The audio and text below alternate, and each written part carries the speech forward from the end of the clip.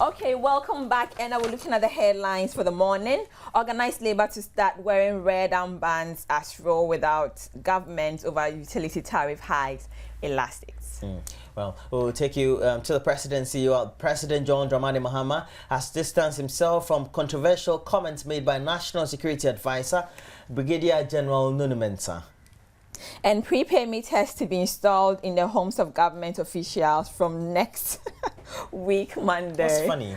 I mean, it's funny. That's serious news. Really? The president has directed for prepaid meters to be installed in the homes of ministers, and you say, really? Oh, you're laughing. Well, I've been using prepaid meters since they came into will it work? It's going to work, but...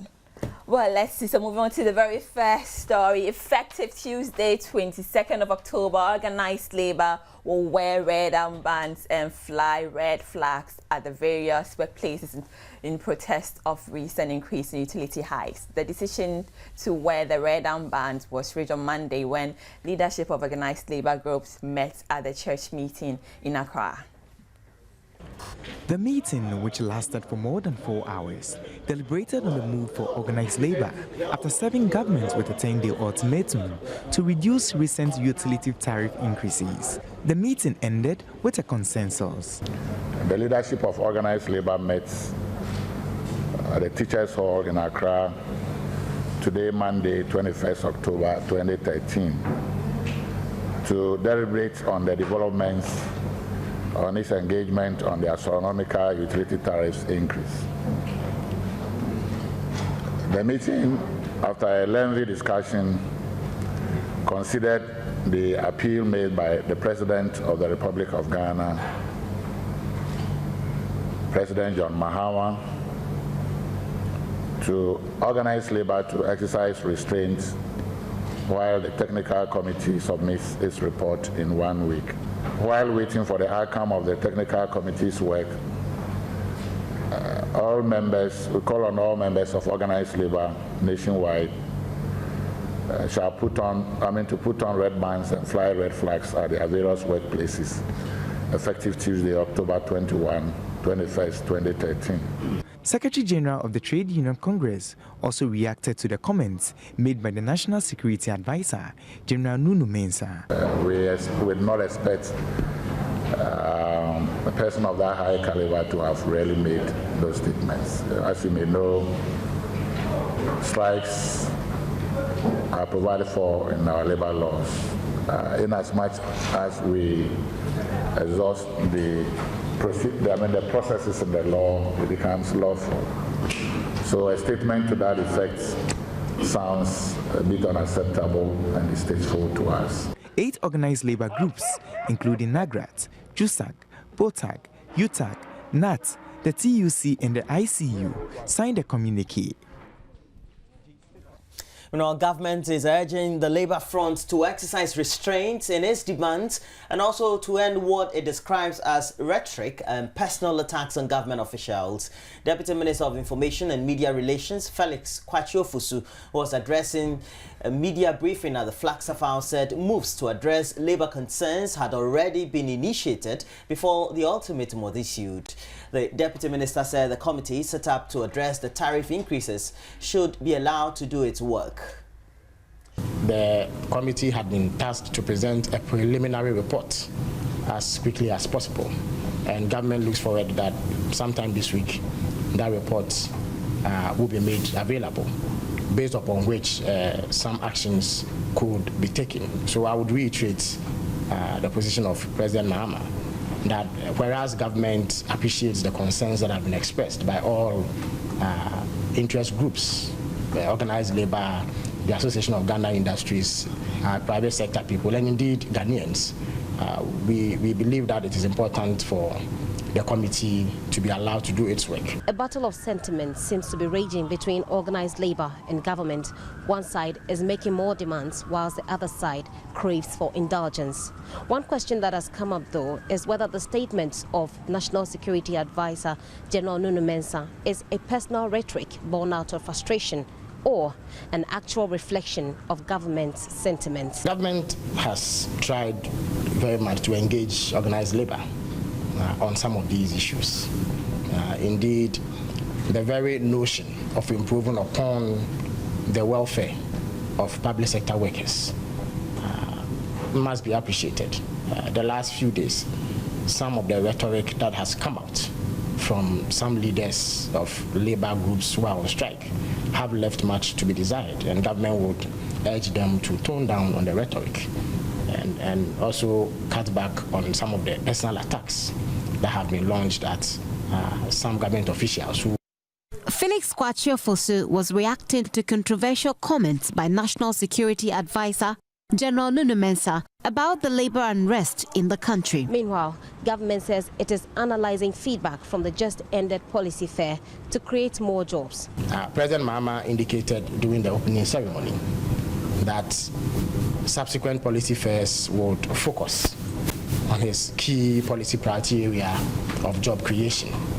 And already we have begun a review of last week's policy fair with a view to finding out how we can immediately set to work on making the president's directive a reality. Many people who patronize the fair admitted that indeed the claims that government is doing nothing cannot be founded in view of what they saw. The Labour Front has threatened a strike action if government does not review downwards the recent tariff increases. Now, the onus has been shifted more to the technical committee whose preliminary report government awaits to act.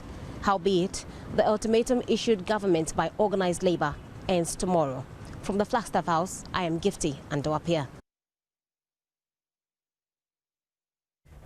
The Electricity Company of Ghana, ECG, will begin the installation of prepaid meters in the official residence of all ministers and government appointees next Monday, according to William Watson, the Public Relations Officer for ECG. The company started collecting data on government bungalows throughout the country on Monday, 14th of October. The ECG's move to replace postpaid meters with prepaid ones is the response to President Mahama's directive that all official residences of all ministers and presidential staffers should have prepaid meters. If fully implemented, the decision is expected to reduce the government's indebtedness to ECG, which runs into millions of cedis. This is not the first time the president issued a directive for installations of prepaid meters in the state-owned facilities.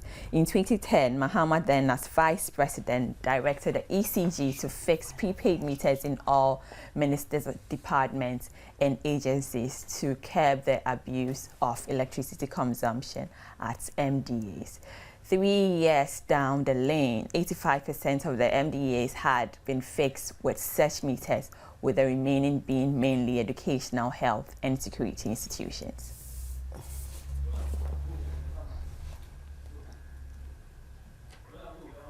Well, we'll see how that very directive is followed through. Well, Deputy Information and Media Relations Minister Felix Kwachio says President John Dramani Mahama does not support his national security advisor's vituperative harangue against public sector workers.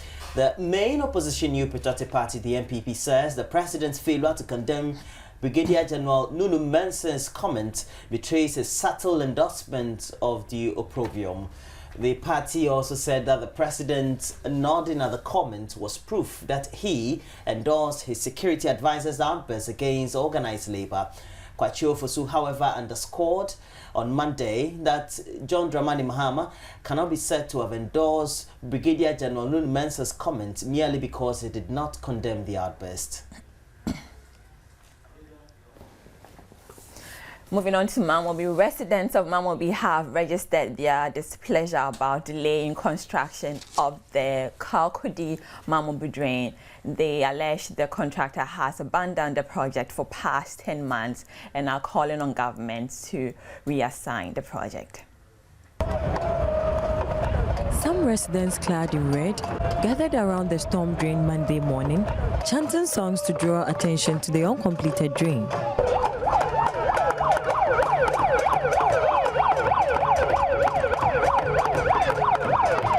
The Mamamoo Urban Stormwater Management was inaugurated in 2011 at the tune of 7.3 million Ghana cedis and was expected to be completed within 2 years. It is hoped that the drain will mitigate the perennial flooding and improve sanitary conditions in the community. But the contractor is being lackadaisical. Sometimes we don't even see him. Sometimes the boys will come, they are yearning to work, but yet they don't see the contractor. That is why today the whole committee is calling for the change. We are calling for the contractor to be changed and bring a new contractor to see to the gutter being constructed. The residents are worried about the threat to life and property as some structures sited along the uncompleted drain are on the verge of collapse due to erosion. No governor got any. Ammonia do Malagbagba. Ammonia do the Jomodu Odum, perform the Kukuno. No comblani, no vow got enemy, then Johanna Povovo. As you can see, this is a very small gutter, but through the rainy season, it has expanded. Who knows in this rainy season what is going to happen next? That is what we are fear. That is our problem. You understand? At least when you look at it, it's very risky. So we are pleading to the government officials. As I'm saying, the government has done its best to award this contract. But I think he has been awarded to the wrong person, which he cannot do it. So if there's someone different that can complete this work, we are grateful. The storm drain from Kanda to Mamamoo has been a major problem to the community, and they hope it would be completed to save flooding along the Kanda-Mamamoo area. Efforts to reach the contractor were unsuccessful. Well, talking about ultimatums, we have to take you to the Bunafu region where the concerned citizens of Tajima have issued a week's ultimatum to President John Dramani Mahama to nominate a municipal chief executive for the area. Well, the group has also threatened to stage a massive anti-government demonstration if government does not oblige. The concerned citizens of Tajima, led by Fusun Soa, at a news conference at Tajima, were unhappy about the delay in nominating an MC for the area. It blamed government for what it describes as a current leadership crisis due to the failure to name a Tajima MCE. The municipality has not gotten its own substantive municipal chief executive, MCE, which we consider it to be shameful and appalling for a municipal like Tajima to be denied of a substantive municipal chief executive for almost a year now. One would ask, what has really caused this long delay for the president who cherishes the youth of the country to appoint the MC for the municipality? We, the youth, and for that matter, the numerous concerned natives of Tajima, are not interested in blame game and pointing accusing fingers at each other. We strongly believe that release of the name of our municipal chief executive is absolutely long overdue. They also accused certain individuals within the municipality of hijacking the nomination so they can impose their own people on them. They are meanwhile demanding that any nominations be made in consultation with the Tajima Traditional Council. We entreat him to appoint someone who has been endorsed by the traditional authorities, other stakeholders, and majority of the people in the municipality. Other problems the concerned citizens say is the sanitation crisis and trading on pedestrian walkways. Nesta Kafuya-Jomes report. Okay, that's all we have the news this morning, but let's take a look again at the headlines. Organized labor to start wearing red armband as row with government over utilities tariff hikes escalate.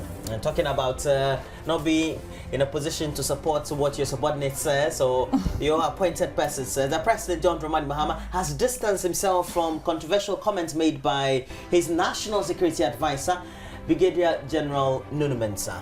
And then prepaid meters to be installed in the homes of government officials from next week, Monday. Well, what do you think of that very directive? And well, of course, I'm sure the news team will go out trying to check out if the government officials and ministers really have those prepaid meters installed in their homes. As you make up your mind as to what really your own opinion is, please just put it on paper or please text it. Yeah, text it to from 1760 and on WhatsApp number to So Do Stay. We'll be right back.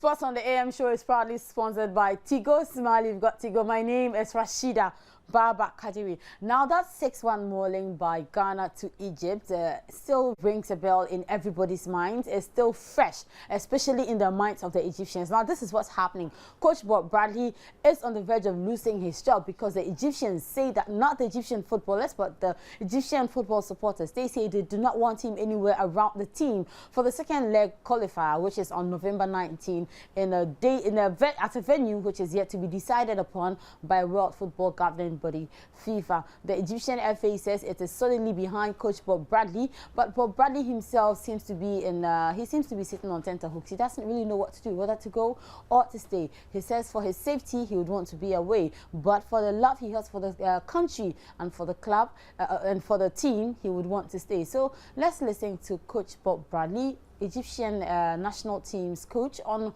what he thinks his future should be.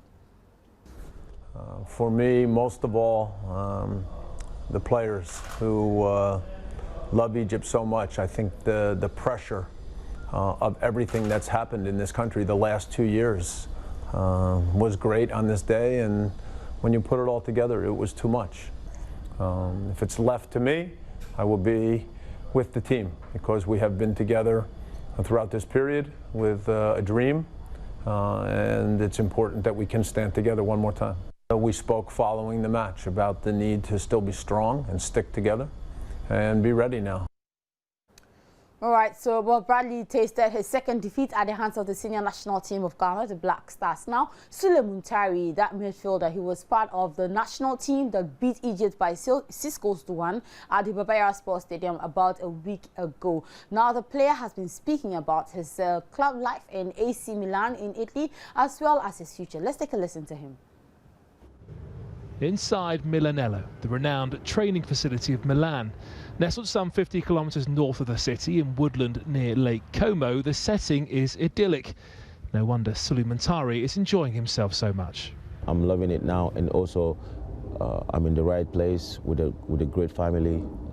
They're giving me all the opportunity to play and making me feel really cool at home. So, you know, everything is wonderful here.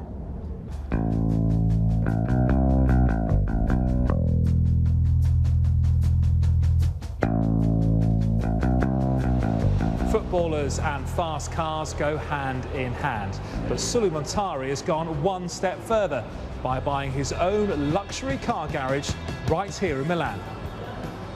This is what I want to do. Aside football, I want to go in exactly. Yeah, I want to get dirty. I want to work on cars and do everything. So yeah, it's exciting. It's not only about football and football. Of course, it's football because this is my life. But I'm trying to build another second life, let's say. That's the garage, and I love it. Life is good then in Camp Montari, surely on the way to the World Cup after scoring in the 6-1 playoff win over Egypt, and happy at Milan, at work and in the garage. Alex South, BBC News. Sulley Muntari there on club life at AC Milan and on his future. Away from that, let's concentrate on the local Black Stars. We want to call them the Chant team. Now, they are gearing up for the West African Football Union tournament. That's the WAFU tournament coming up in November. Now, last week, Friday, the draw was held, which puts Ghana, Sierra Leone, Benin in one group. Let's take a listen to the head coach of the Chant team, or the local Black Stars team, Maxwell Kunedu, on what he thinks about the draw and what his plans are for the Black Stars ahead of the tournament. We all know that with the performance of the Black Stars last Tuesday, the supporters' expectations is quite high now, and we are aware of that. So we also do our best to maintain the momentum. You know, they are not expecting anything below what the Black Stars did. So we do our best to maintain the performance. And But we have to know that this is football, anything can happen, and we don't have to take things far when things don't go well. We know that it's sports, anything can happen, but we will always do our best for our country. We're going to do all we can to also keep the cup here at home. So it's like we try to do the host and win. That will be very good for us. That is what we are all hoping for. It's very good for Africa, and especially those in the sub-region. We are very happy to have this tournament in place. The last time we went to Nigeria to take part in it, and we did our best, but we couldn't bring the cup home. At this time around, we make sure that the cups remains with us here. So Ghana's first match in the WAFU tournament will be against Sierra Leone. Do stay on to all our platforms on Joy Sports as we bring you a lowdown and look ahead to the WAFU tournament. Away from that, now barely 2 months ago, the International Tennis Federation, ITF, suspended the Ghana Tennis Association for non-payment of membership fees of $11,000. Now, based on this, Ghana had to sit out of some tournaments that were organized by the ITF. But something good has happened because McDown Shipping Company has come to the aid of the Ghana Tennis Association, donating the $11,000 for them to be able to regain their membership with the ITF. Now, this was done at a short ceremony in the Ministry of Youth and Sports yesterday, and our cameras were there. I'd like to thank all of you for responding to our call, and to thank McDown Shipping for this generous gesture. I believe that today is a very, very important day. It marks an epoch in the history of sports in this country. We all know, it's no secret that more often than not, people have been complaining that this ministry has been a ministry of football. And I have pledged that I'm going to be a minister of sports, of all sports. And as opportunity presents itself, I avail myself to support all the other sports. I've even gone as far as going to card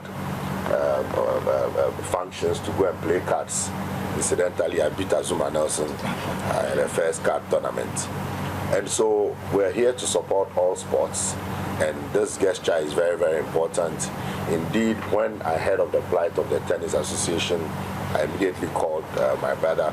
We have been having discussions about how he will support, and he did not hesitate at all. So on behalf of government and the ministry, I would like to thank him most sincerely for this gesture. As he said, this is just the beginning. $10,000 US, that's 20,000 or 22,000 Ghana cedis. In old Ghana cedis, that's 220 million. It's a lot of money. The money is big, so he deserves a clap.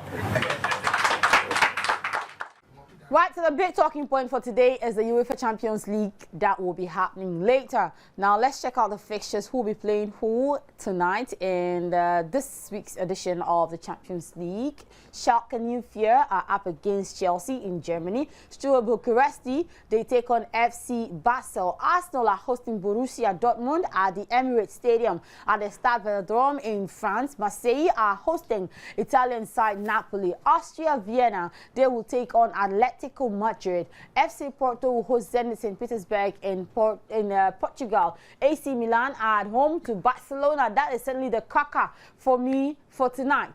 AC Milan, Barcelona, how will that be? Barcelona still without Lionel Messi. Will there be a surprise? Will he have a surprise inclusion? We'll have to wait till tonight to see that game. Celtic are at home in Scotland to Ajax Amsterdam. Those are the fixtures coming up in the UEFA Champions League tonight, and do stay on because tomorrow would have all the highlights for you, the lowdown on what you need to know about the UEFA Champions League matches tonight, as well as those that will be happening tomorrow. On that note, I'm drawing the curtain to today's edition of Sports on the AM show. Remember that we'll be back at midday with more. My name is Rashida Baba Kadiri. Sports on the AM show is proudly made possible by the kind courtesy of Tigo. Smile, you've got Tigo. The AM show continues right after the break. Do stay on.